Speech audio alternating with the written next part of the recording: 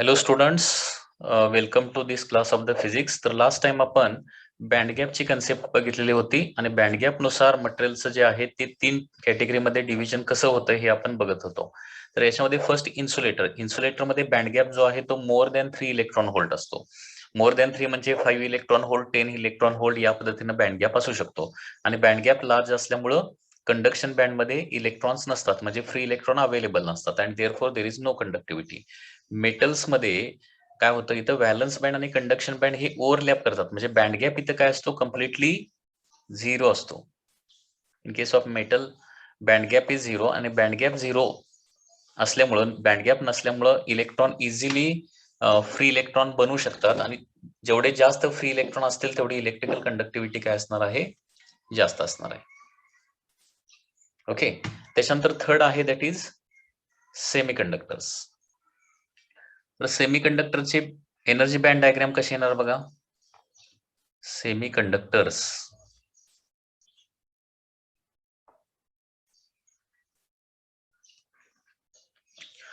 okay, so in case of semiconductors,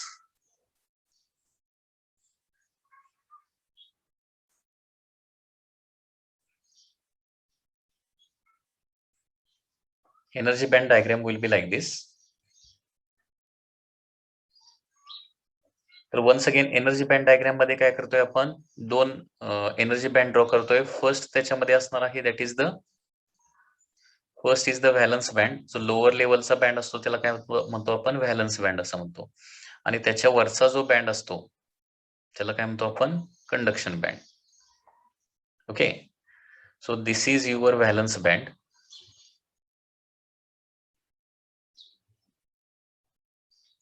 and this is the conduction band. आता semiconductor मध्ये हा band gap किती असतो, तर बँड गॅप जो आहे तो अबाउट 1 इलेक्ट्रॉन व्होल्ट असतो. 1 इलेक्ट्रॉन व्होल्टच्या आसपास, 1 पेक्षा थोडंसं जास्त किंवा 1 पेक्षा थोडंसं कमी. आणि बँड गॅप कमी असल्यामुळं, कारण आपल्याला माहित आहे व्हॅलन्स बँड मधले इलेक्ट्रॉन म्हणजे आउटर मोस्ट ऑर्बिट मध्ये फिरणारे electron. Okay, outer most orbit मधल्या फिरणाऱ्या इलेक्ट्रॉनला बँड गॅप एवढी एनर्जी दिली की ते काय होतात, फ्री इलेक्ट्रॉन्स होतात. म्हणजे एनर्जी वाढलेल्या एनर्जीला काय म्हणतो आपण, कंडक्शन बँड मधले इलेक्ट्रॉन असं म्हणतो. म्हणजे अबाउट 1 इलेक्ट्रॉन व्होल्ट एनर्जी जी आहे ती मिळाली की ते व्हॅलन्स बँड मधून कंडक्शन बँड मध्ये जातात, म्हणजे आउटर मोस्ट ऑर्बिट मधून बाहेर पडतात आणि ते काय होतात, फ्री इलेक्ट्रॉन्स होतात. आणि असे काही फ्री इलेक्ट्रॉन्स असल्यामुळं, ओके, असे काही फ्री इलेक्ट्रॉन्स असल्यामुळं काय होणार आहे, इथं थोडीफार कंडक्टिव्हिटी क्रिएट होते, लक्षात घ्या. ओके, सो सेमीकंडक्टरची कंडक्टिव्हिटी ही मेटल आणि इन्सुलेटर किंवा कंडक्टर आणि इन्सुलेटरच्या मध्ये का असते, बिकॉज इथं बँड गॅप असतो परंतु तो स्मॉल बँड गॅप असतो. ओके, सो बँड गॅप इथे किती असतो बघा, सेमीकंडक्टर मध्ये band gap is about 1 electron volt. 1 electron व्होल्टच्या आसपास हा बँड गॅप असतो. इलेक्ट्रॉन व्होल्ट हे एनर्जीचं युनिट आहे, लक्षात घ्या. ठीक आहे, band gap is about 1 electron volt. म्हणजे एक्झॅक्टली जर सांगायचं झालं तर फॉर सिलिकॉन ओके, बँड गॅपची व्हॅल्यू आहे that is 1.12 electron volt exactly, किंवा अनेक वेळा 1.1 इलेक्ट्रॉन व्होल्ट असं म्हटलं जातं. 1.1 electron volt. And for germanium, okay, for germanium band gap आहे अबाउट 0.67 इलेक्ट्रॉन व्होल्ट. जर्मेनियमचा बँड गॅप आहे 0.67 इलेक्ट्रॉन व्होल्ट. म्हणजे याला अप्रॉक्सिमेटली 1.1 इलेक्ट्रॉन व्होल्ट म्हणू शकतो. याला 0.67 मधलं एक डिजिट जर ठेवायचं झालं तर 0.7 इलेक्ट्रॉन व्होल्ट असं आपण म्हणू शकतो. तर या बँड गॅपच्या व्हॅल्यूज आहेत, म्हणजे 1 इलेक्ट्रॉन व्होल्टच्या आसपास आहेत आणि बँड गॅप कमी असल्यामुळे इलेक्ट्रॉन व्हॅलन्स बँड मधून इझिली कंडक्शन बँड मध्ये ट्रॅव्हल करू शकतात. ओके, व्हॅलन्स बँड मधून कंडक्शन बँड मध्ये ट्रॅव्हल करू शकतात आणि त्याच्यामुळे काय होणार आहे, इथं कंडक्टिव्हिटी क्रिएट होते. तर या पद्धतीनं बेस्ड ऑन बँड गॅप काय होतं, मटेरियलचं आपण क्लासिफिकेशन 3 कॅटेगरीमध्ये करू शकतो. बँड गॅप नसेल तर तो कंडक्टर होतो, बँड गॅप जर 1 इलेक्ट्रॉन व्होल्टच्या आसपास असेल तर तो सेमीकंडक्टर होणार आहे, आणि बँड गॅप जर व्हेरी हाय असेल म्हणजे 3 इलेक्ट्रॉन व्होल्ट पेक्षा जास्त असेल तर मात्र तो इन्सुलेटर होणार आहे. ओके. आता सेमीकंडक्टर्स रिलेटेड आणखी एक इम्पॉर्टंट थिंग, सेमीकंडक्टर जे आहेत ना ते सगळे एनटीसी टाईप असतात. All semiconductor are of NTC type. आता एनटीसी पीटीसी म्हणजे काय, हे करंट इलेक्ट्रिसिटी मधून थोडस येते. Okay. All semiconductor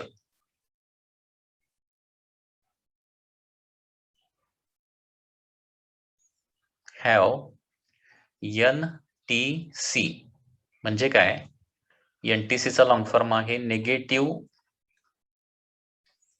temperature coefficient. Negative temperature coefficient.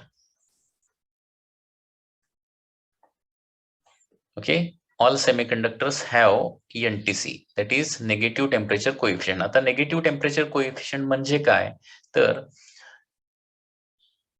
when temperature increases, temperature वाढलं, negative temperature coefficient म्हणजे काय, when temperature increases, resistance, त्यांचा रेजिस्टन्स काय होतो, डिक्रीजेस. रेजिस्टन्स किंवा रेजिस्टिव्हिटी काय होते, त्यांची डिक्रीज होते. जनरली मेटल किंवा कंडक्टरचं कसं होतंय, मेटल किंवा कंडक्टरचं टेम्परेचर वाढलं की रेजिस्टन्स वाढतोय, टेम्परेचर वाढलं की रेजिस्टन्स वाढतोय. परंतु याच्यामध्ये सेमीकंडक्टर मध्ये मात्र काय होतंय, टेम्परेचर वाढलं की रेजिस्टन्स मात्र काय होतोय, कमी होतोय. As temperature increases resistance decreases. Okay. म्हणून सेमीकंडक्टरला एनटीसी टाईप असं म्हटलं जातं.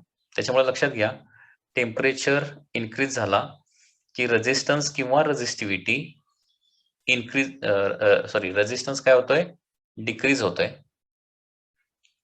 बघा, टेम्परेचर इन्क्रीज झाला की रेजिस्टन्स काय होतोय, डिक्रीज होतोय. आणि रेजिस्टन्स किंवा रेजिस्टिव्हिटी डिक्रीज होणं म्हणजे काय होतं, कंडक्टिव्हिटी काय होते, वाढते. हे लक्षात ठेवा. तसंच टेम्परेचर जर डिक्रीज झालं, टेम्परेचर डिक्रीज झालं तर काय होणार आहे, रेजिस्टन्स इन्क्रीज होणार आहे. हे लक्षात ठेवावं लागेल. रेजिस्टन्स इन्क्रीज होणार म्हणजे कंडक्टिव्हिटी जी आहे which is reciprocal of resistivity ती डिक्रीज होते. म्हणजे लक्षात ठेवा, टेम्परेचर वाढलं की रेजिस्टन्स कमी होणार आहे, आणि टेम्परेचर वाढलं की कंडक्टिव्हिटी वाढणार आहे. टेम्परेचर कमी झालं की रेजिस्टन्स वाढणार आहे, आणि टेम्परेचर कमी झालं की कंडक्टिव्हिटी काय होणार आहे, कमी होणार आहे. Okay, this happens in case of semiconductor. ठीक आहे.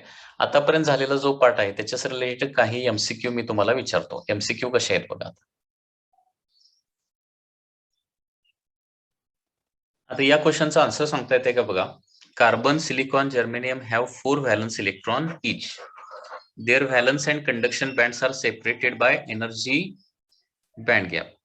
व्हॅलन्स बँड आणि कंडक्शन बँड मध्ये सेपरेशन किती असतं, बँड गॅप एवढं असतं. Respectively equal to EgC, EgSi अँड EgGe. म्हणजे EgC म्हणजे काय, कार्बनचा बँड गॅप, EgSi म्हणजे सिलिकॉनचा बँड गॅप, आणि EgGe म्हणजे जर्मेनियमचा बँड गॅप. तर याच्यातलं कुठलं स्टेटमेंट करेक्ट असणार आहे बघा. आता सगळ्यांचा बँड गॅप तुम्हाला लिहावा लागेल. EgSi किती असतो, सिलिकॉनचा किती असतो, 1.1 electron volt. Band gap of germanium किती येतो, 0.7 इलेक्ट्रॉन व्होल्ट, म्हणजे 0.67 चा अप्रॉक्सिमेटली 0.7. आणि बँड गॅप ऑफ कार्बन तो आहे 5.5 इलेक्ट्रॉन व्होल्ट, कारण कार्बन हा जो आहे तो इन्सुलेटर आहे. मग याच्यानुसार कुठलं स्टेटमेंट करेक्ट येणार आहे, याच्यामध्ये सगळ्यात जास्त कार्बनचा येणार, त्याच्यानंतर सिलिकॉनचा, आणि सगळ्यात कमी जर्मेनियमचा. So C answer will be correct.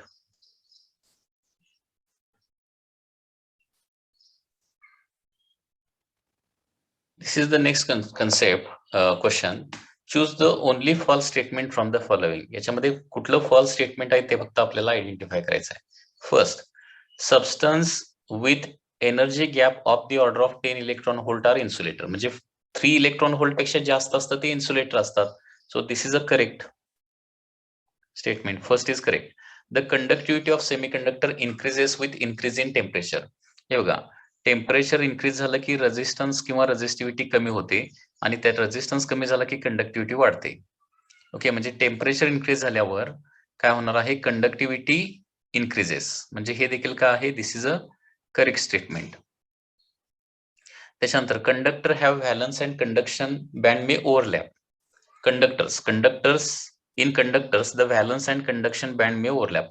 Conductor मध्ये आपण बघितलं एनर्जी बँड डायग्राम मध्ये व्हॅलन्स आणि कंडक्शन बँड काय होतात, एकमेकावर ओव्हरलॅप होतात. So this is also A correct statement.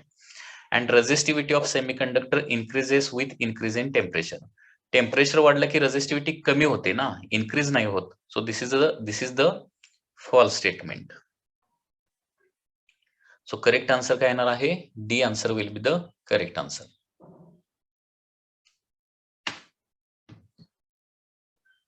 हे जे क्वेश्चन्स आहेत ते प्रिव्हियस इयर एक्झामिनेशन मधलेच क्वेश्चन आहेत, लक्षात घ्या.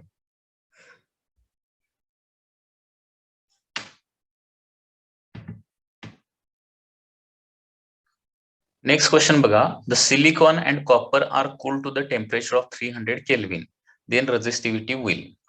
आता इथं म्हटलंय कूल्ड, म्हणजे टेम्परेचर कमी केलंय.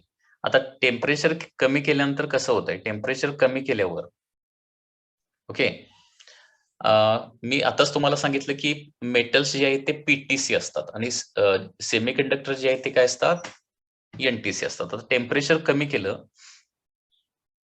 तर सेमीकंडक्टरला पर्टिक्युलरली कसं होणार बघा, सेमीकंडक्टरला टेम्परेचर कमी केलं की रेझिस्टन्स वाढतोय. ओके, रेझिस्टन्स किंवा रेझिस्टिव्हिटी वाढते सेमीकंडक्टरला. टेम्परेचर कमी केल्यावर, टेम्परेचर कमी केलंय तर सेमीकंडक्टर म्हणजे सिलिकॉनचं काय व्हायला पाहिजे, वाढायला पाहिजे. मग सिलिकॉन इन्क्रीजेस असे कुठल्या ऑप्शन मध्ये आहे, ए ऑप्शन मध्ये सिलिकॉनचं रेझिस्टिव्हिटी इन्क्रीज दिलंय आणि इथं बी ऑप्शन मध्ये देखील दिलं नाही. आता कॉपर, मेटल्स मध्ये जनरली काय होतं, मेटल्स मध्ये कॉपर हा मेटल आहे, तर टेम्परेचर कमी झालं की रेझिस्टिव्हिटी पण काय होते, कमी होते. म्हणजे सेमीकंडक्टरला टेम्परेचर कमी झालं आणि मेटलला टेम्परेचर कमी झालं तर काय होणार, सेमीकंडक्टरची रेझिस्टिव्हिटी वाढणार आणि कॉपरची रेझिस्टिव्हिटी काय होणार आहे, कमी होणार आहे. सो करेक्ट ऑप्शन त्याच्यामुळे काय येणार आहे, A option will be the correct option. After that, a piece of copper and another of germanium are cooled from room temperature to 80 Kelvin. म्हणजे पुन्हा एकदा कुलिंग केलेलं आहे, तर कुलिंग प्रोसेस आहे. वन्स अगेन कॉपर आणि जर्मेनियम आहे, तर रेझिस्टन्स या टाईपचाच आन्सर येणार आहे. कुलिंग प्रोसेसमध्ये रेझिस्टन्स काय होत आहे, तर टेम्परेचर कमी केलं की जर्मेनियमचा काय होणार, रेझिस्टन्स वाढणार. जर्मेनियम इन्क्रीजेस, इथं जर्मेनियम इन्क्रीजेस आहे, इच ऑफ देम इन्क्रीजेस, इथं पण जर्मेनियम इन्क्रीजेस आहे, म्हणजे बी किंवा सी येणार आहे. परंतु मेटलच्या बाबतीत, कॉपरच्या बाबतीत काय होणार आहे, टेम्परेचर कमी झालं की रेझिस्टन्स कमी होत आहे, म्हणजे कॉपरचा डिक्रीज व्हायला पाहिजे, जर्मेनियमचा इन्क्रीज व्हायला पाहिजे. So correct option will be B option will be the correct option. आता याच्यानंतर नेक्स्ट आपल्याला स्टडी करायचा आहे, that is types of semiconductor. Okay, next is the types of semiconductors.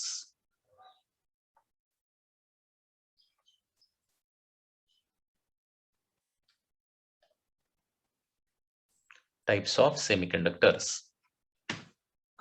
आता टाइप्स ऑफ सेमीकंडक्टर मध्ये दोन टाइप आहेत. First is the intrinsic semiconductor.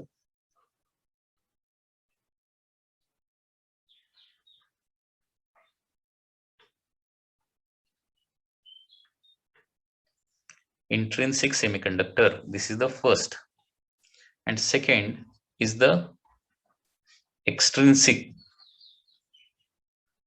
semiconductors.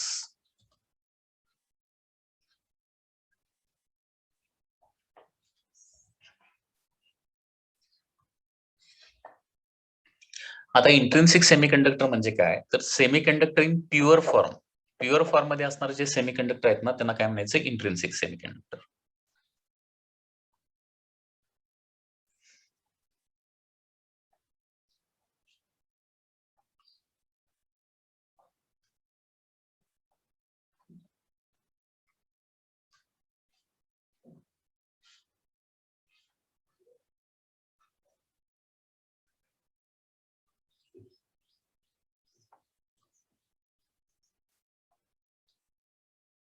Semiconductor in pure form is called as intrinsic semiconductor.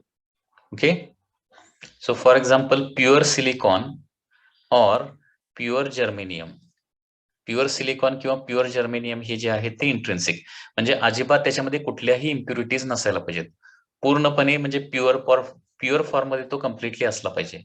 तर semiconductor in pure form without any impurities, okay, it is called as intrinsic semiconductor. Examples are silicon and germanium are the intrinsic semiconductor. Okay, that is pure silicon and pure germanium. आता purposefully काही वेळेला conductivity वाढवण्यासाठी लक्षात घ्या, intrinsic सेमीकंडक्टरची conductivity कमी असते, तेवढी conductivity आपल्याला डे टू डे लाईफ मध्ये चालू शकणार नाही. लक्षात घ्या, कंडक्टिव्हिटी वाढवावी लागणार आहे. आणि कंडक्टिव्हिटी वाढवण्यासाठी पर्पजफुली काय करतो, थोडी इम्प्युरिटी आपण काय करतो, त्याच्यामध्ये काही स्पेसिफिक इम्प्युरिटी त्या प्युअर सेमीकंडक्टर मध्ये ऍड करतो. आणि अशा प्रकारे इम्प्युरिटी ऍड केल्यानंतर, म्हणजे ही इम्प्युरिटी आपण पर्पजफुली ऍड करायला लागलोय, लक्षात घ्या. ओके, पर्पजफुली आपल्याला पाहिजे तेवढीच इम्प्युरिटी काय करणार आहे, पर्पजफुली ऍड करणार आहे. आणि ही इम्प्युरिटी पर्पजफुली ऍड केल्यानंतर जो सेमीकंडक्टर फॉर्म होतो त्याला काय म्हणायचं, extrinsic semiconductor. Okay, when small amount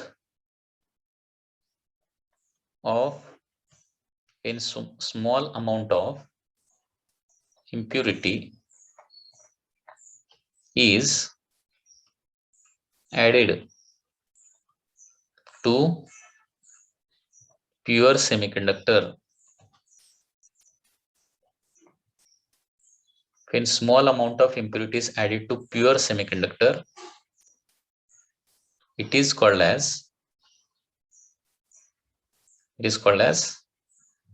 extrinsic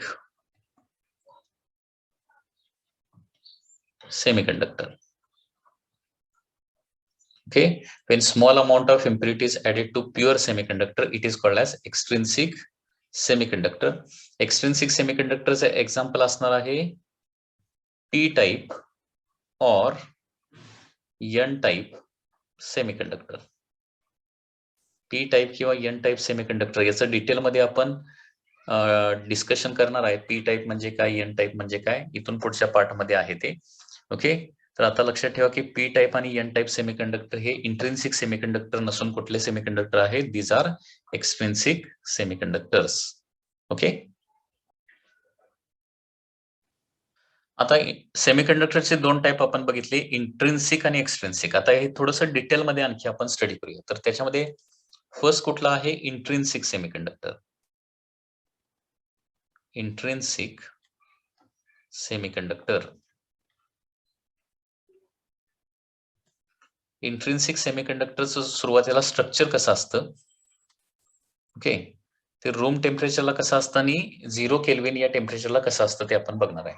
okay, तर इंट्रिन्सिक सेमीकंडक्टर म्हणजे काय, प्युअर सिलिकॉन और प्युअर जर्मेनियम हे जे आहे ते इंट्रिन्सिक सेमीकंडक्टर आहेत, बरोबर. तर याचं स्ट्रक्चर साधारणपणे कसं असतं बघा, structure. So structure is like this. Intrinsic सेमीकंडक्टरचं जे स्ट्रक्चर असणार आहे ते या पद्धतीनं असणार आहे. So this is the structure of intrinsic semiconductor. याच्यामध्ये लक्षात घ्या, कुठलाही सिलिकॉन किंवा जर्मेनियम ऍटम जर कन्सिडर केला, suppose here there is a silicon, okay, silicon जर आपण ऍटम कन्सिडर केला तर त्याच्या आउटर मोस्ट ऑर्बिट मध्ये किती इलेक्ट्रॉन असतात, 4 इलेक्ट्रॉन असतात. आउटर मोस्ट ऑर्बिट मध्ये सिलिकॉन असू दे नाहीतर जर्मेनियम असू दे, त्याच्या आउटर मोस्ट ऑर्बिट मध्ये किती इलेक्ट्रॉन्स आहेत, 4 इलेक्ट्रॉन आहेत. आणि कुठलाही ऍटम आपला ऑक्टेट कंप्लीट करायचा प्रयत्न करत असतो. ओके, तर याचा आपण स्ट्रक्चर स्टडी करायला. स्ट्रक्चर कसं असतं बघा, सिलिकॉनच्या आउटर मोस्ट ऑर्बिट मध्ये 4 इलेक्ट्रॉन्स असतात आणि प्रत्येक ऍटम आपल्या आउटर मोस्ट ऑर्बिट मध्ये 8 इलेक्ट्रॉन आणायचा प्रयत्न करत असतो. त्यालाच काय म्हणतो आपण, ऑक्टेट कंप्लीट करायचा प्रयत्न करत असतो. आता ऑक्टेट कंप्लीट करण्यासाठी काय करावं लागेल त्याला, तर हा सेंट्रल सिलिकॉन जो आहे तो त्याच्या नेबर बरोबर काय करतो, आता या सिलिकॉनला 4 नेबर्स आहेत. ओके, ओके, 4 नेबर कुठले, this is the first, this is the second, this is the third and this is the fourth. हे 4 नेबर आहेत. तर आपला एक इलेक्ट्रॉन त्यांना देतो आणि त्यांचा एक इलेक्ट्रॉन घेतो आणि अशा प्रकारे इलेक्ट्रॉनचं इथं शेअरिंग होतं, लक्षात घ्या. म्हणजे अशा प्रकारे सेंटरचा हा जो सिलिकॉन ऍटम आहे, सेंटरचा सिलिकॉन ऍटम आपले 4 इलेक्ट्रॉन नेबरला शेअर करतो आणि त्यांचे 4 नेबर कडून 4 इलेक्ट्रॉन शेअरिंग मध्ये घेतो आणि अशा प्रकारे बघा इथं काय झालेलं आहे, याचं ऑक्टेट कंप्लीट झालेलं आहे. ओके, म्हणजे ज्यावेळी फक्त एक सिलिकॉन ज्यावेळी असणार आहे, त्याच्या आउटर मोस्ट ऑर्बिट मध्ये काय असणार आहेत, 4 इलेक्ट्रॉन असणार आहेत. हे आउटर मोस्ट ऑर्बिट आहे आणि त्याला ऑक्टेट आपलं कंप्लीट करायचं आणि ऑक्टेट कंप्लीट करण्यासाठी त्याच्या शेजारचे जे 4 नेबर्स आहेत, ओके, या पद्धतीने हे होणार आहे. सेंटरला सिलिकॉन असणार आहे, त्याच्या आउटर मोस्ट ऑर्बिट मध्ये 4 इलेक्ट्रॉन्स असणार आहेत. ओके, आणि तो काय करतो, आपलं ऑक्टेट कंप्लीट करण्यासाठी त्याचे 4 नेबर सिलिकॉन ऍटम पण असणार आहेत. तर 4 नेबर सिलिकॉन ऍटमला काय करतो, आपला 1 इलेक्ट्रॉन देतो आणि त्यांच्याकडून 1 इलेक्ट्रॉन घेतो या पद्धतीनं. आणि अशा प्रकारे इलेक्ट्रॉनचं शेअरिंग करून आपलं ऑक्टेट कंप्लीट करतो. आता इलेक्ट्रॉनच्या शेअरिंगमुळे जे बॉन्ड तयार होतात त्याला काय म्हणतो आपण, कोव्हॅलंट बॉन्ड असं म्हणतो. कोव्हॅलंट बॉन्ड म्हणजे अशा प्रकारे सिलिकॉन किंवा जर्मेनियम मध्ये कुठले बॉन्ड असतात, कोव्हॅलंट बॉन्ड. कोव्हॅलंट बॉन्ड कशामुळे तयार होतात, due to sharing of electrons. Sharing of electrons. Sharing of electron. तर या पद्धतीने इंट्रिन्सिक किंवा प्युअर सेमीकंडक्टर मध्ये स्ट्रक्चर असतं. ओके, पुन्हा एकदा सांगतोय, प्युअर सेमीकंडक्टर मध्ये स्ट्रक्चर कसं असतं, प्रत्येक सिलिकॉन किंवा प्रत्येक जर्मेनियमच्या आउटर मोस्ट ऑर्बिट मध्ये 4 इलेक्ट्रॉन असतात. त्याला ऑक्टेट कंप्लीट करण्यासाठी आउटर मोस्ट ऑर्बिट मध्ये 8 इलेक्ट्रॉन आणण्यासाठी आणखी 4 इलेक्ट्रॉन कुठून तरी घ्यावे लागतात. मग त्याच्यासाठी काय करतो, प्रत्येक सेंट्रल सिलिकॉन ऍटम त्याच्या 4 नेबरला, त्याचे 4 नेबर सिलिकॉन ऍटम जे आहेत त्यांना काय करतो, एक इलेक्ट्रॉन देतो आणि 4 नेबर कडून एक इलेक्ट्रॉन घेतो आणि अशा प्रकारे इलेक्ट्रॉनचं इथं शेअरिंग होतं.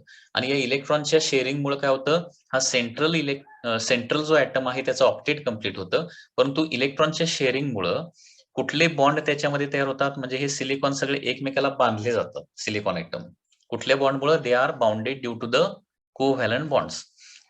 तुम्ही हे स्टडी केलेलं असतात, डिफरंट टाइप्स ऑफ बॉन्ड्स असतात, आयोनिक बॉन्ड असतात, कोव्हॅलंट बॉन्ड असतात. ओके, तर याच्यामध्ये कोव्हॅलंट बॉन्ड जे आहे ते कशामुळे तयार होतात, due to sharing of electron. म्हणजेच याचा अर्थ काय झाला, सिलिकॉन किंवा जर्मेनियम मध्ये कुठल्या प्रकारचे बॉन्ड असतात, कोव्हॅलंट बॉन्ड्स असतात. तर या पद्धतीने इंट्रिन्सिक सेमीकंडक्टरचं हे स्ट्रक्चर आहे. So in this way there is a structure of the intrinsic semiconductor. आता इंट्रिन्सिक सेमीकंडक्टरचं बिहेवियर ऍट रूम टेम्परेचर कसं असणार आहे आणि 0 केल्विनला कसं असणार आहे. तर सुरुवातीला 0 केल्विनचा विचार करूया. बिहेवियर, स्ट्रक्चर झालं, आता बिहेवियर बघूया. Behaviour of intrinsic semiconductor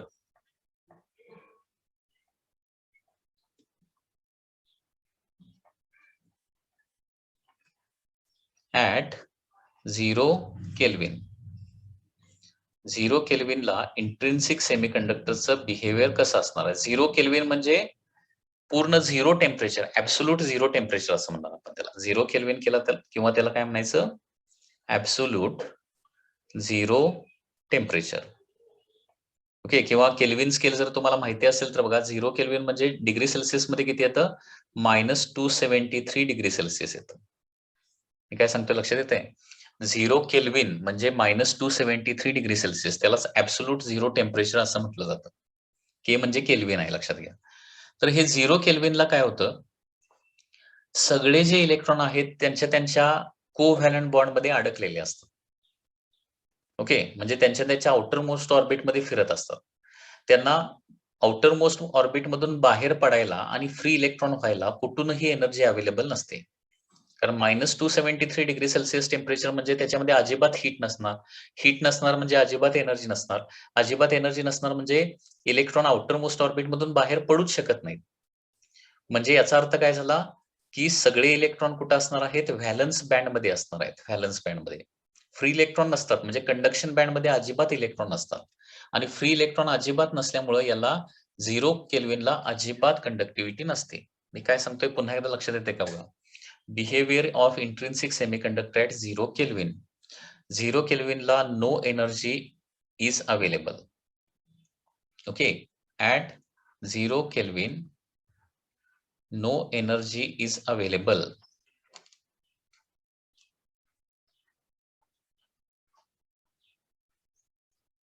for electron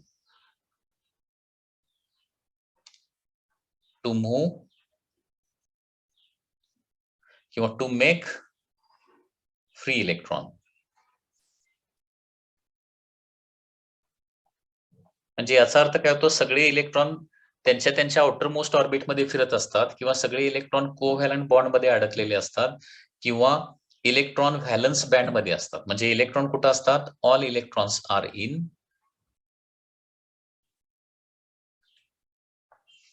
all electrons are in कुठे असणार आहेत, आउटर मोस्ट ऑर्बिट. म्हणजेच कुठे असणार आहेत, कोव्हॅलंट बॉन्ड मध्ये असणार आहेत.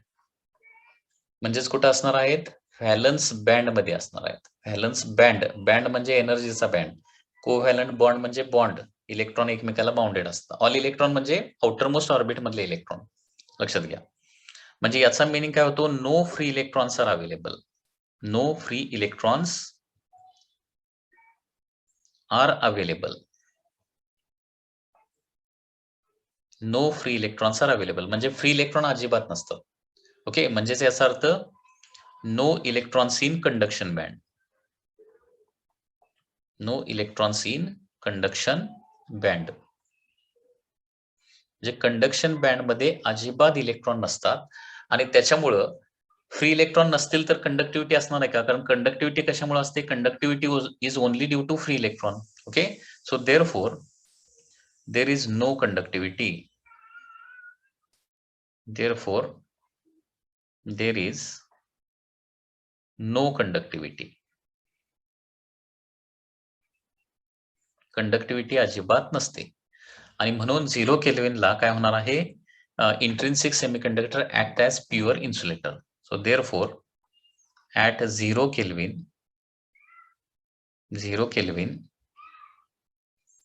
semiconductor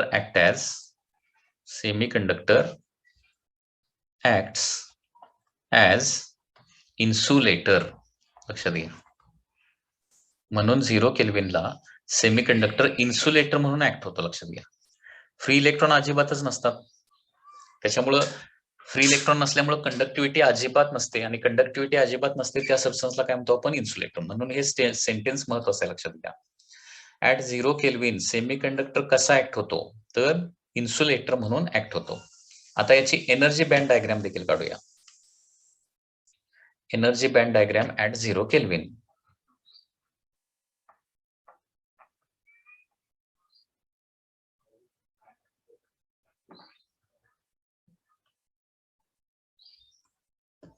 झिरो केल्विनला एनर्जी बँड डायग्राम कशी येणार बघा.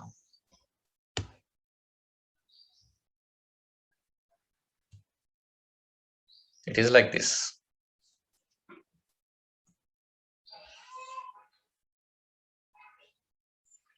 Okay, so energy band diagram मध्ये दोन आपण बँड दाखवतोय. पहिला असतो व्हॅलन्स बँड आणि त्याच्या वर असतो दॅट इज कंडक्शन बँड.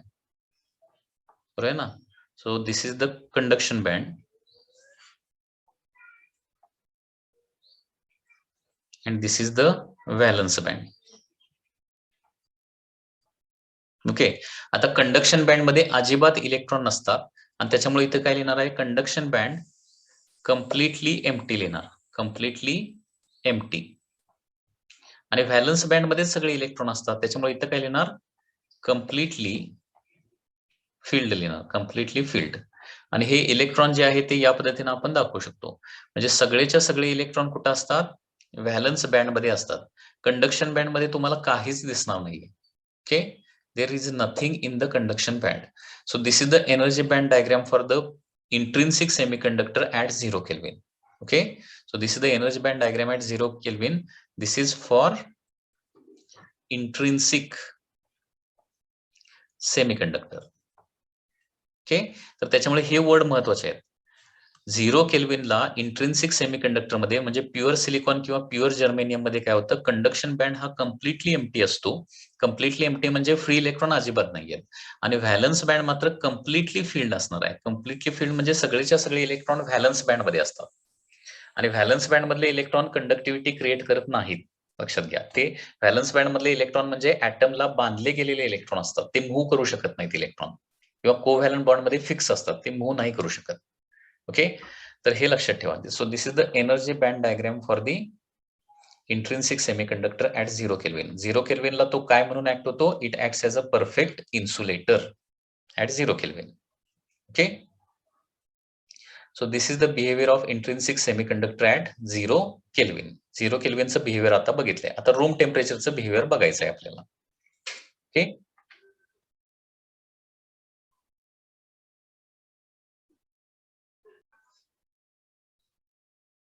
तर या पद्धतीनं behaviour of intrinsic semiconductor at 0 kelvin बघितलं. आता behaviour of intrinsic semiconductor at room temperature कसं होतंय? रूम टेम्परेचर म्हणजे काय? -273 डिग्री सेल्सिअस पासून आपल्याला कुठपर्यंत यायचं आहे? 30 डिग्री सेल्सिअस पर्यंत यायचं आहे. साधारणपणे रूम टेम्परेचर 30 डिग्री सेल्सिअसच्या आसपास असतं किंवा 300 केल्विनच्या आसपास असतं. सो -273 पासून आपल्याला कुठे यायचं आहे? -273 डिग्री सेल्सिअस पासून 30 डिग्री सेल्सिअसला आपल्याला यायचं आहे. ओके, तर behaviour of intrinsic semiconductor at room temperature कसं होतंय बघूया. Behaviour of intrinsic semiconductor, behaviour of intrinsic semiconductor at room temperature, at room temperature, behavior of intrinsic semiconductor at room temperature आपल्याला आता स्टडी करायचं आहे. ओके, तर हे कसं होणार बघा. आता पुन्हा एकदा आपण थोडंसं स्ट्रक्चर मध्ये जाऊया. आता सिलिकॉनच्या कोव्हॅलंट बॉन्ड मध्ये सगळे इलेक्ट्रॉन काय आहेत? बाउंडेड कंडिशन मध्ये आहेत. कोव्हॅलंट बॉन्ड मध्ये सगळे इलेक्ट्रॉन आहेत. आता रूम टेम्परेचरच्या हीटमुळे काय होतात बघा, due to heat of room temperature, due to heat of room temperature काय होणार आहेत? sum of covalent room temperature, sum of covalent bond breaks, sum of covalent bond breaks. Okay, काही कोव्हॅलंट बॉन्ड काय होतात? Break होतात. आता covalent bond break कशामुळे झालेला आहे? रूम टेम्परेचरच्या हीटमुळे. कारण टेम्परेचर आपण खूप वाढवलंय. ओके, रूम टेम्परेचर म्हणजे किती? 30 डिग्री सेल्सिअस टेम्परेचर केलंय. म्हणजे कुठं सुरुवातीला 0 केल्विन म्हणजे -273 डिग्री सेल्सिअस होतं. ते आता 30 डिग्री सेल्सिअस पर्यंत टेम्परेचर वाढवलंय. टेम्परेचर वाढवणार म्हणजे एनर्जी आपण त्याला देणार. ओके, आणि याच्यामुळे काय होतं? या हीट एनर्जीमुळे काय होतात? काही कोव्हॅलंट बॉन्ड त्याच्यामधले काय होतात? ब्रेक होतात. ओके, आता कोव्हॅलंट बॉन्ड ब्रेक झाल्यावर काय होतं? तर त्या कोव्हॅलंट बॉन्ड मधला इलेक्ट्रॉन बाहेर पडतो आणि तो फ्री इलेक्ट्रॉन होतो. ओके, म्हणजे हे बघा, फॉर एक्झाम्पल इथं एक कोव्हॅलंट बॉन्ड आहे बघा. इथं या कोव्हॅलंट बॉन्ड मध्ये इथं एक इलेक्ट्रॉन होता पूर्वी. आता सगळे इलेक्ट्रॉन कोव्हॅलंट बॉन्ड मधले इथे दाखवलेले नाहीत. सगळे इलेक्ट्रॉन इथे या पद्धतीने असणार आहेत. लक्षात घ्या, लाईक दिस. ठीक आहे, तर कोव्हॅलंट बॉन्ड मधला इथला इलेक्ट्रॉन किंवा इथला इलेक्ट्रॉन बाहेर पडला. आता बाहेर पडलेला इलेक्ट्रॉन काय होणार आहे? It will act like a free electron. आणि जिथून इलेक्ट्रॉन बाहेर पडलाय ना, तिथे एक पॉझिटिव्हली चार्ज तयार होतो, पॉझिटिव्हली चार्ज रिजन तयार होतो आणि त्याला काय म्हणतो आपण? होल असं म्हणतो. So due to heat of, okay, due to heat of room temperature some of the covalent bond breaks. काही कोव्हॅलंट बॉन्ड काय होतात? ब्रेक होतात. Some of the covalent bond breaks and a free electron काय होणार आहे याच्यामध्ये? A free electron, a free electron and a hole is produced. लक्षात येते? म्हणजे इथं तुम्हाला काय होणार आहे? होलची कन्सेप्ट तुम्हाला, ही एक नवीन कन्सेप्ट तुम्हाला इथं कळणार आहे आता. ओके, सुरुवातीला सगळे, पुन्हा एकदा सांगतो बघा, सगळे इलेक्ट्रॉन कोव्हॅलंट बॉन्ड मध्ये बाउंडेड कंडिशन मध्ये असतात. रूम टेम्परेचरच्या हीटमुळे काही कोव्हॅलंट बॉन्ड ब्रेक होतात. कोव्हॅलंट बॉन्ड ब्रेक झाला की काय होणार आहे, इलेक्ट्रॉन बाहेर पडतो. बाहेर पडलेला इलेक्ट्रॉन काय होणार आहे, फ्री इलेक्ट्रॉन म्हणून ऍक्ट होणार आहे. म्हणजे अशा प्रकारे फ्री इलेक्ट्रॉन तयार होतात. म्हणजे थोडक्यात इलेक्ट्रॉनला काय लागते, एनर्जी द्यावी लागते. किती एनर्जी द्यावी लागते, बँड गॅप एवढी, EG एवढी. म्हणजे सिलिकॉन असेल तर 1.1 इलेक्ट्रॉन व्होल्ट आणि जर्मेनियम असेल तर 0.7 इलेक्ट्रॉन व्होल्ट एवढी एनर्जी दिली की कोव्हॅलंट बॉन्ड ब्रेक होणार. कोव्हॅलंट बॉन्ड ब्रेक झाला की इलेक्ट्रॉन बाहेर पडणार. इलेक्ट्रॉन बाहेर पडला की तो काय होणार आहे, इलेक्ट्रॉन फ्री इलेक्ट्रॉन म्हणून ऍक्ट होणार आहे. परंतु ज्या रिजन मधून इलेक्ट्रॉन बाहेर पडतो ना, ज्या कोव्हॅलंट बॉन्ड मधून इलेक्ट्रॉन बाहेर पडतो, त्या ठिकाणी एक पॉझिटिव्हली चार्ज्ड रिजन तयार होतो. Okay, positively charge region. आणि त्या रिजनला काय म्हणतो आपण, होल असं म्हणतो. म्हणजे अशा प्रकारे एक कोव्हॅलंट बॉन्ड ब्रेक झाला, नेहमी लक्षात ठेवा, एक कोव्हॅलंट बॉन्ड ब्रेक झाला की त्याच्यामुळे काय होणार, एक इलेक्ट्रॉन आणि एक होल तयार होणार आहे. काय सांगतोय, लक्षात येतंय? एक कोव्हॅलंट बॉन्ड ब्रेक झाला की एक इलेक्ट्रॉन एक होल पेयर तयार होते. लक्षात येतंय का? नेहमी लक्षात ठेवा. when one covalent bond breaks,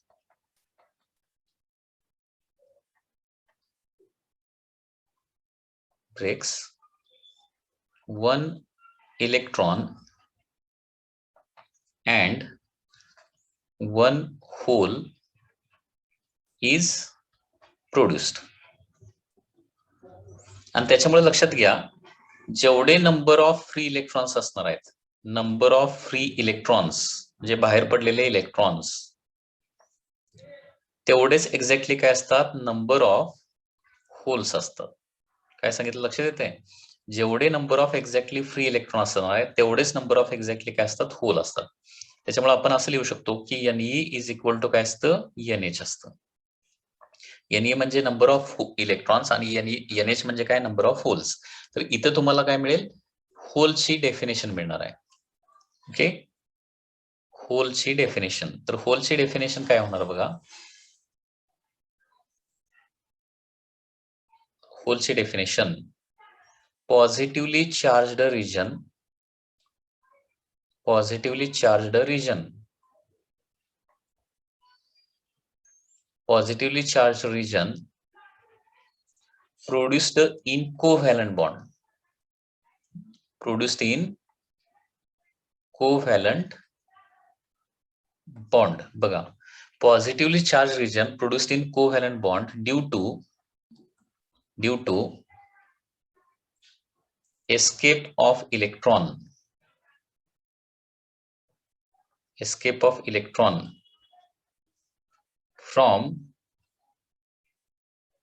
that bond is called as hole.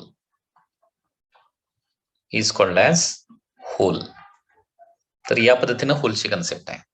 Okay, म्हणजे कोव्हॅलंट बॉन्ड मधून एक इलेक्ट्रॉन बाहेर पडला की त्या ठिकाणी त्या कोव्हॅलंट बॉन्ड मध्ये काय होतो, एक पॉझिटिव्हली चार्ज्ड रिजन तयार होतो. आणि या पॉझिटिव्हली चार्ज रिजनला काय म्हणतो आपण, होल असं म्हणतो. आणि या इंट्रिन्सिक सेमीकंडक्टर मध्ये, लक्षात घ्या, इंट्रिन्सिक सेमीकंडक्टर मध्ये रूम टेम्परेचरला जेवढे नंबर ऑफ इलेक्ट्रॉन असतात तेवढेच एक्झॅक्टली नंबर ऑफ होल असतात. लक्षात घ्या, त्याच्यामुळे हे स्टेटमेंट खूप इम्पॉर्टंट आहे, लक्षात घ्या. पुन्हा एकदा हे स्टेटमेंट लिहितोय, इन इंट्रिन्सिक सेमीकंडक्टर. कसला semiconductor, intrinsic semiconductor. In intrinsic semiconductor at room temperature, म्हणजे हे नॉर्मल आपलं जे टेम्परेचर आहे त्या टेम्परेचरला, at room temperature number of electrons are always equal to काय असतात, नंबर ऑफ होल्स असतात. नंबर ऑफ इलेक्ट्रॉन किंवा नंबर ऑफ होल्स असतात. आता हे नंबर ऑफ इलेक्ट्रॉन किंवा नंबर ऑफ होल जे आहेत ते मात्र काय करू शकतात, मूव्ह करू शकतात. कारण फ्री इलेक्ट्रॉन तर मूव्ह होतात, होल पण मूव्ह होतात. आणि त्याच्यामुळे काय होते, small amount of electrical conductivity सेमीकंडक्टरला मिळते. म्हणजे अशा प्रकारे रूम टेम्परेचरला सेमीकंडक्टर मध्ये थोडीशी कंडक्टिव्हिटी असते. Okay, so due to these electrons and holes, due to these electrons and holes, okay, due to these electrons and holes, intrinsic semiconductor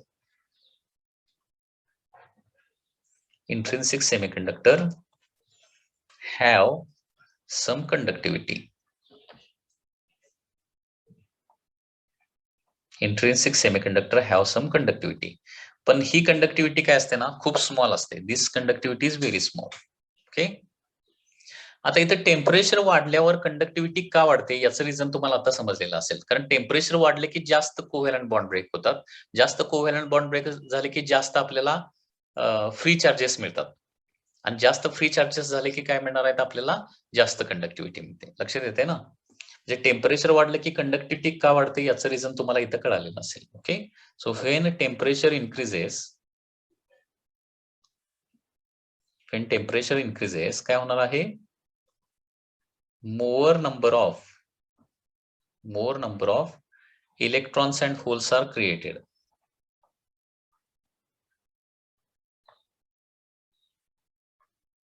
Produced. Electron and holes are produced.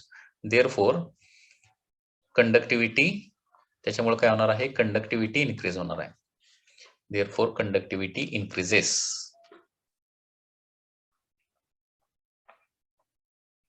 Okay.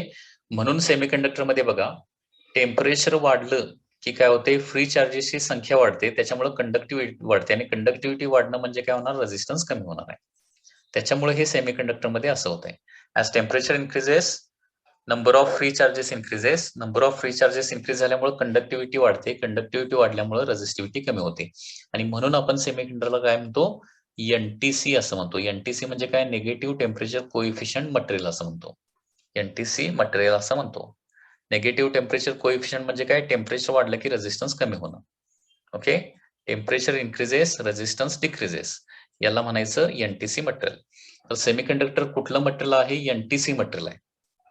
Temperature वाढला की resistance त्याचा काय होतो, कमी होतो. तर अशा प्रकारे रूम टेम्परेचरला इंट्रिन्सिक सेमीकंडक्टरचं बिहेवियर असतं. आता इंट्रिन्सिक सेमीकंडक्टर असताना त्याच्यामध्ये जे काय नंबर ऑफ इलेक्ट्रॉन किंवा नंबर ऑफ होल्स असतात त्याला काय म्हणायचं, इंट्रिन्सिक चार्ज कॅरियर्स असं म्हणायचं. ओके. इंट्रिन्सिक चार्ज कॅरियर, आणि त्याला आपण एनआय ने डिनोट करतो. तर लक्षात घ्या, हे एक सेंटेन्स महत्वाचं आहे. Number of electrons or holes, number of electron or holes present in intrinsic semiconductor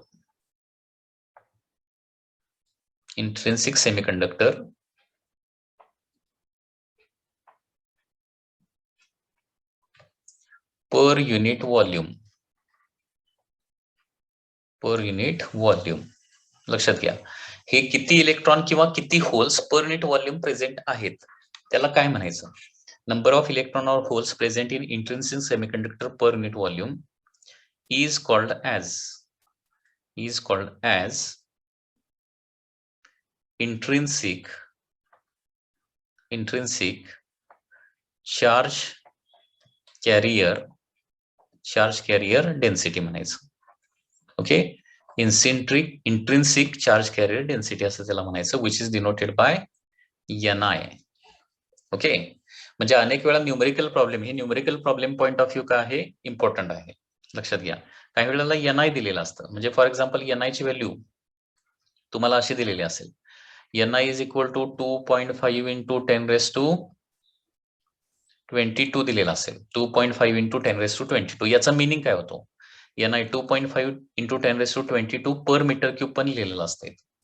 याचा मिनिंग काय होतो, okay, this means that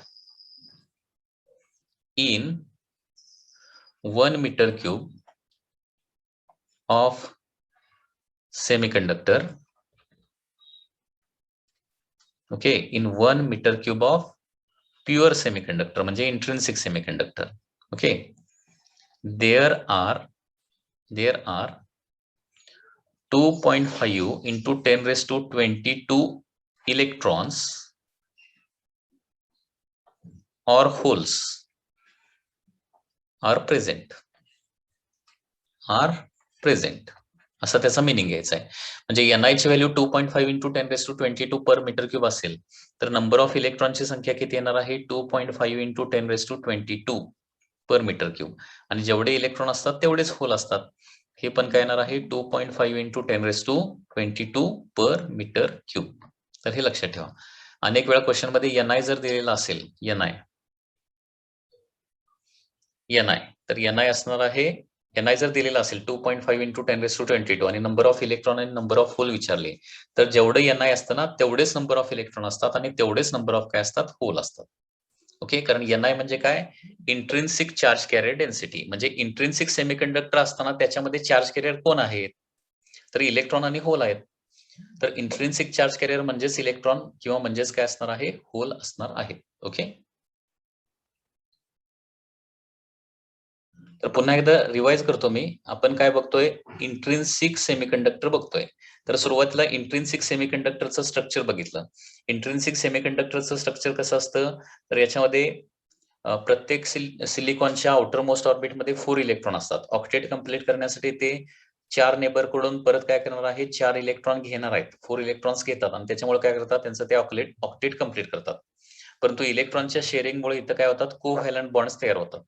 okay, म्हणजे सिलिकॉन मध्ये आणि किंवा जर्मेनियम मध्ये कुठले बॉन्ड असतात कोव्हॅलंट बॉन्ड असतात हे लक्षात ठेवा. आता सुरुवातीला 0 केल्विनला म्हणजे ऍब्सोल्यूट 0 टेम्परेचरला काय होतंय बघूया आणि त्याच्यानंतर रूम टेम्परेचरला काय होतंय. तर 0 केल्विनला काय 0 केल्विन म्हणजे इट इज ऍब्सोल्यूट 0 टेम्परेचर. म्हणजे तिथं अजिबात हीट एनर्जी अवेलेबल नसते आणि हीट एनर्जी अवेलेबल नसल्यामुळं इलेक्ट्रॉन जे आहे ते कुठं असतात कोव्हॅलंट बॉन्ड मध्येच असतात. ओके, किंवा आउटर मोस्ट ऑर्बिट मध्येच इलेक्ट्रॉन फिरत राहतात. ते इलेक्ट्रॉन आउटर मोस्ट ऑर्बिट मधून बाहेर पडूच शकत नाही त्यांना, कारण त्यांना कुठूनही एनर्जी मिळू शकत नाही. म्हणजे याचा अर्थ फ्री इलेक्ट्रॉन अजिबात नसतात आणि फ्री इलेक्ट्रॉन अजिबात नसल्यामुळं त्यांना अजिबात कंडक्टिव्हिटी नसते. म्हणजे याचा मिनिंग काय झाला सगळेच्या सगळे इलेक्ट्रॉन व्हॅलन्स बँड मध्ये असतात, कंडक्शन बँड मध्ये अजिबात इलेक्ट्रॉन नसतात. आणि म्हणून याची ही एनर्जी बँड डायग्राम या पद्धतीने आहे. आणि म्हणून आपण काय म्हणतो 0 केल्विनला सेमीकंडक्टर परफेक्टली इन्सुलेटर प्रमाणे वर्क करतो. त्याच्यानंतर रूम टेम्परेचरला काय होतं रूम टेम्परेचर म्हणजे 30 डिग्री सेल्सिअस किंवा 300 केल्विन अबाउट 300 केल्विन. तर 300 केल्विनला 0 केल्विन टू 300 केल्विन आपण टेम्परेचर वाढवणार आहे त्यावेळी आपण रूम टेम्परेचरला येणार आणि त्याच्यामुळे काय होतात काही कोव्हॅलंट बॉन्ड त्याच्यामधले ब्रेक होतात. म्हणजे कोव्हॅलंट बॉन्ड मधला इलेक्ट्रॉन एनर्जी मिळाली की तो बाहेर पडतो, याला ब्रेकिंग ऑफ कोव्हॅलंट बॉन्ड असं म्हटलं जातं. इलेक्ट्रॉन बाहेर पडला की जिथून इलेक्ट्रॉन बाहेर पडलाय त्या ठिकाणी काय होतो एक पॉझिटिव्हली चार्ज रिजन तयार होतो, म्हणजे तिथं होल तयार होतं. म्हणजे या पद्धतीनं एक कोव्हॅलंट बॉन्ड ब्रेक झाला की एक इलेक्ट्रॉन आणि एक होल कंपल्सरी तयार होतं. आणि त्याच्यामुळे इंट्रिन्सिक सेमीकंडक्टर मध्ये जेवढे एक्झॅक्टली नंबर ऑफ इलेक्ट्रॉन असतात तेवढेच एक्झॅक्टली नंबर ऑफ होल्स देखील असतात. ठीक आहे, होलची डेफिनेशन काय आहे तर positively charge region produced in the covalent bond due to escape of electron from that bond is called as hole. Okay, होलवर पॉझिटिव्ह चार्ज असतो प्लस ई एवढा चार्ज असतो. ओके, इंट्रिन्सिक सेमीकंडक्टर मध्ये Ne is equal to NH असतं आणि temperature वाढवलं की काय होतं कंडक्टिव्हिटी वाढते. का वाढते कारण टेम्परेचर वाढवलं की जास्त कोव्हॅलंट बॉन्ड ब्रेक होतात. जास्त कोव्हॅलंट बॉन्ड ब्रेक झालं की जास्त नंबर ऑफ इलेक्ट्रॉन आणि होल्स क्रिएट होणार आहे. त्याच्यामुळे काय होते कंडक्टिव्हिटी वाढते आणि म्हणून त्याला NTC असं म्हटलं जातं. म्हणजे टेम्परेचर वाढवलं की रेझिस्टिव्हिटी कमी होते. आता इंट्रिन्सिक सेमीकंडक्टर मध्ये जे इलेक्ट्रॉन किंवा होल असतात त्यांच्या संख्येला काय म्हणतो एक स्पेसिफिक वर्ड आहे त्याला काय म्हणायचं इंट्रिन्सिक चार्ज कॅरियर डेन्सिटी. म्हणजे 1 मीटर क्यूब युनिट व्हॉल्यूम मध्ये किती फ्री इलेक्ट्रॉन आहेत किंवा किती होल्स आहेत यांची जी संख्या आहे ना त्याला काय म्हणायचं इंट्रिन्सिक चार्ज कॅरियर डेन्सिटी, जे आपण मोस्टली Ni न डिनोट करतो. फॉर एक्झाम्पल एका सेमीकंडक्टरची इंट्रिन्सिक म्हणजे एका सेमीकंडक्टरची Ni ची value 2.5 into 10⁻22 per metre cube दिलेली आहे. तर त्याचा मिनिंग काय होतो 1 मीटर क्यूब मध्ये एक्झॅक्टली एवढे नंबर ऑफ इलेक्ट्रॉन पण असतात आणि एवढे नंबर ऑफ होल्स देखील असतात. सो नंबर ऑफ इलेक्ट्रॉन्स और number of holes is equal to 2.5 into 10⁻22 इंट्रिन्सिक मध्ये. आता याची एनर्जी बँड डायग्राम देखील काढूया, ती देखील महत्वाची आहे कारण काही वेळेला MCQ मध्ये हे विचारलं जातं. Okay, so energy band diagram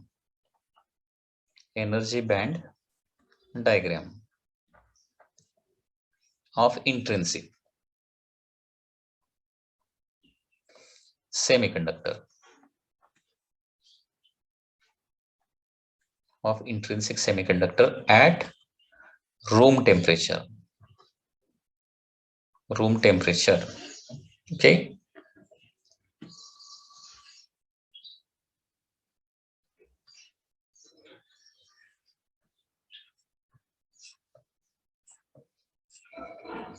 बघा आता याच्यामध्ये पहिला आपण कुठला बँड दाखवतो याच्यामध्ये, that is the valence band.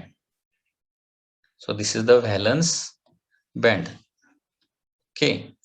त्याच्या वर कुठला असणार आहे, that is next is the conduction band. Next असणार आहे दॅट इज कंडक्शन बँड. आता व्हॅलन्स बँड मध्ये काय असतात तर होल्स असतात लाईक दिस. कारण कोव्हॅलंट बॉन्ड ब्रेक झाला की काय तयार होणार, होल तयार होणार. पण तो होल कुठे असतात, व्हॅलन्स बँड मध्ये.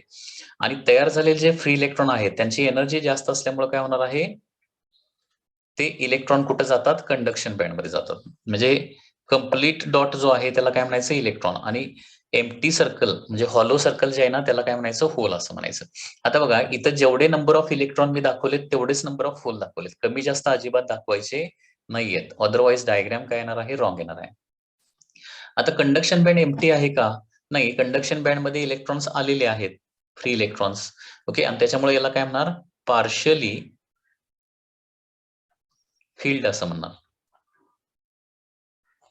तो पूर्वी कम्प्लिटली एम्प्टी होता, त्याच्यामध्ये इलेक्ट्रॉन आले त्याच्यामुळे पार्शियली फील्ड झाला.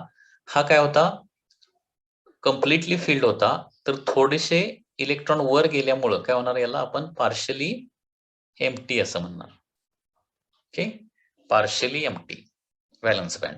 तर हे वर्ड इथं वापरावे लागतात, लक्षात घ्या. So this is the energy band diagram for the intrinsic semiconductor at the room temperature. Okay. आणि ज्यावेळी आपण हा सेमीकंडक्टरला पोटेन्शियल डिफरन्स अप्लाय करतो, बॅटरीला जोडतो, त्यावेळी इलेक्ट्रॉन आणि होल्स काय करायला लागतात, मूव्ह करायला लागतात. आता इलेक्ट्रॉन कसे मूव्ह करतात आणि होल कसे मूव्ह करतात, लक्षात घ्या. ओके. तर लक्षात घ्या, when potential difference is applied to semiconductor. Potential difference is applied to semiconductor. काय होतं, potential difference is applied to semiconductor. सुरुवातीला होल कसे मूव्ह करतात, holes moves from positive to negative of battery. Positive to negative of battery म्हणजे बॅटरीच्या positive कडून negative कडे कसे कोण जातात, होल्स जातात. Okay. And electrons moves from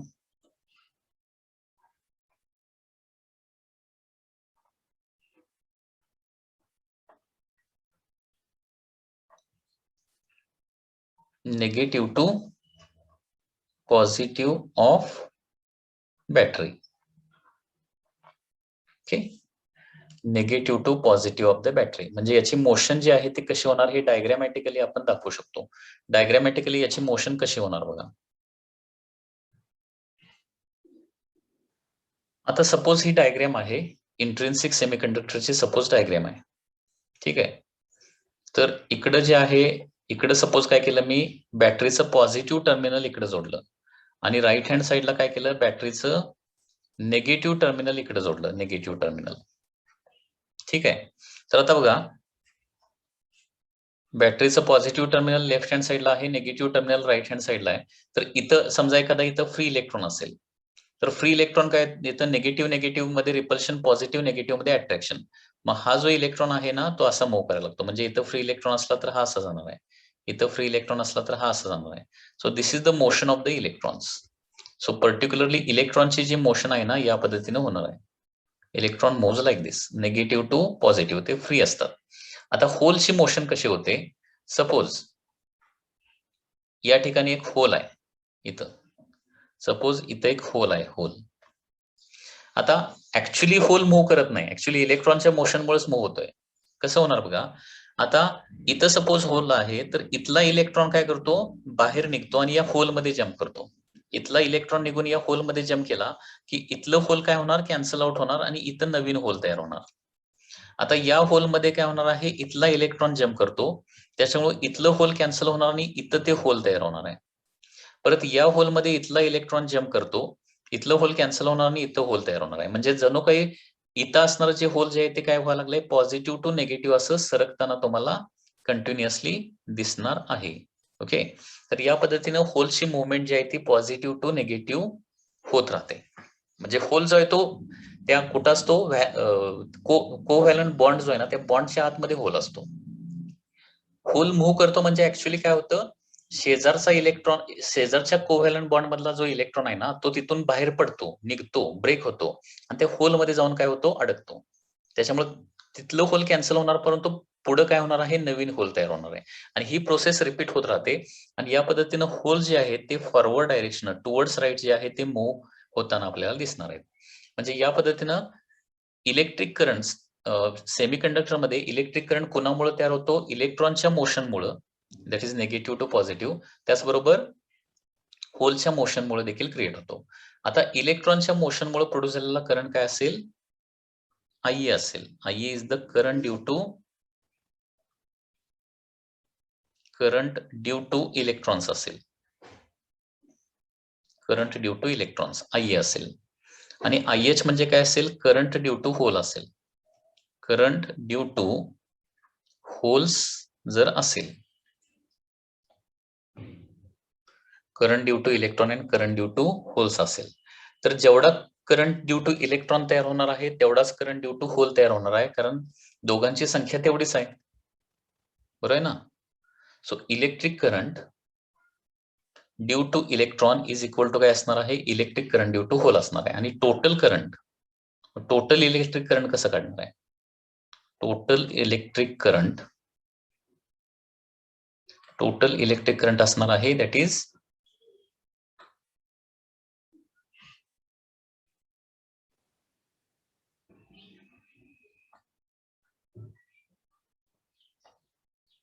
तर इथं टोटल इलेक्ट्रिक करंट येणार आहे I is equal to I E plus I H.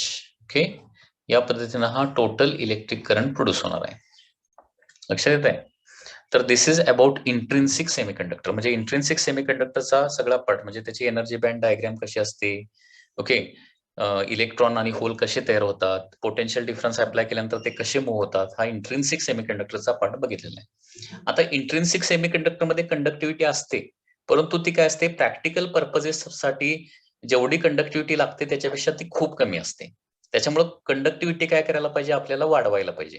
आणि ही कंडक्टिव्हिटी वाढवण्यासाठी मग काय झालेलं आहे, त्याच्यामध्ये काही इम्प्युरिटी आपण पर्पजफुली ऍड करतोय.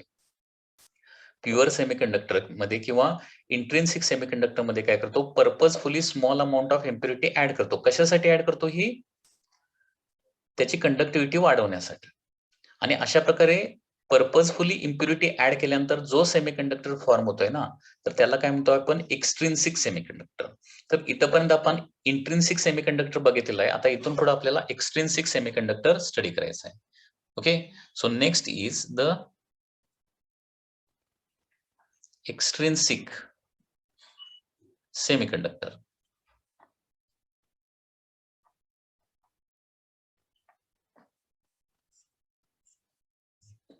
So this is the second type of the semiconductor. Okay, extrinsic semiconductor का प्रोड्यूस केला जातो कळलं ना, कारण इंट्रिन्सिक सेमीकंडक्टरची कंडक्टिव्हिटी खूप कमी असते, ती पुरेशी नसते आणि ती वाढवण्यासाठी काय करतो, पर्पजफुली आपण काही ठराविक इम्प्युरिटी ऍड करतो. ओके, आणि इम्प्युरिटी ऍड केल्यानंतर जो सेमीकंडक्टर फॉर्म होतो त्याला एक्स्ट्रिन्सिक सेमीकंडक्टर म्हणायचं. पुन्हा एकदा याची डेफिनेशन बघा.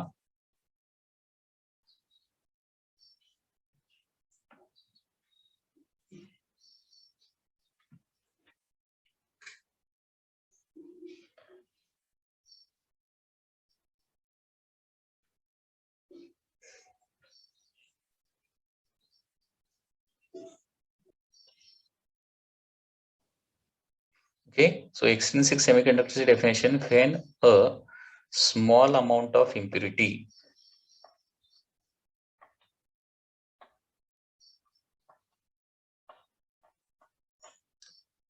is added to pure semiconductor,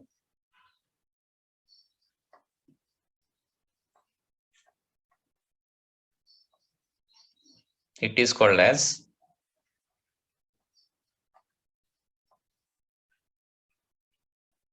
extrinsic semiconductor. Okay, आता ही इम्प्युरिटी ऍड करायची जी प्रोसेस आहे त्याला एक स्पेसिफिक नाव आहे आणि त्याला काय म्हटलं जातं, डोपिंग असं म्हटलं जातं, डोपिंग. ओके, तर हे डोपिंग म्हणजे काय बघा, the process of adding impurity to pure semiconductor is called as doping. The process of adding impurity, process of adding impurity to pure semiconductor, process of adding impurity to pure semiconductor is called as doping.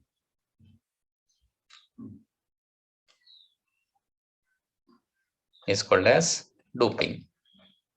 आणि त्याच्यामुळे एक्सट्रिन्सिक सेमीकंडक्टरची definition अशी पण होऊ शकते, a doped semiconductor is called as extrinsic semiconductor. Okay, a doped semiconductor is also called as extrinsic semiconductor. आणि impurity add करायची जी process आहे, ओके, इम्प्युरिटी ऍडिशनची जी प्रोसेस आहे प्युअर सेमीकंडक्टर मध्ये इम्प्युरिटी ऍड करायची जी प्रोसेस आहे त्याला काय म्हणतो आपण, डोपिंग असं म्हणतो. ओके स्टुडंट्स, आता हे डोपिंगचा पार्ट, त्याच्यानंतर एक्सट्रिन्सिक सेमीकंडक्टरचे पी टाईप आणि एन टाईप सेमीकंडक्टर, हा जो पार्ट आहे ना तो थोडासा काय करणार आहे आपण नेक्स्ट लेक्चरला स्टडी करणार आहे. ओके.